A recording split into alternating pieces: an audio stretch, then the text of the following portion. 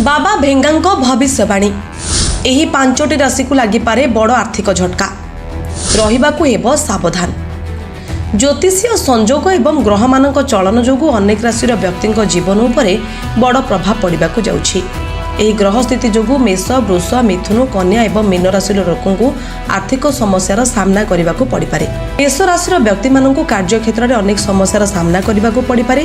कामर चाप जोगु मानसिक चिंता बढ़िबो, एहा सहित आर्थिक संकटर मध्य सामना करबाकु पड़िपारे।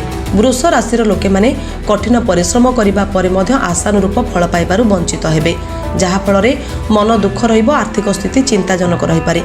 एही समय परिवार प्रति विशेष ध्यान देबा आवश्यक। मिथुन राशि आपन को विभिन्न समस्या असुविधार सामना करबाकू पड़िबो। विशेषकर आर्थिक क्षेत्र में असुविधा देखा दे पारे। टंका पैसा मामला रे कोनोसी बड़ निष्पत्ति नेबारु निवृत्त रहंतु, नचेत बड़ आर्थिक क्षति होई पारे। कन्या राशिर व्यक्ति माननकु आर्थिक समस्या भोगिबाकू पड़ि पारे।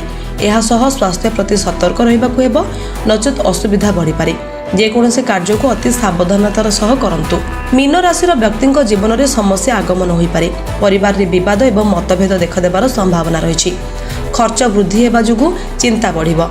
एही समय कोनोसी स्थानरु पुंजी निवेश करंतु नहीं, एहा द्वारा क्षति होई पारे।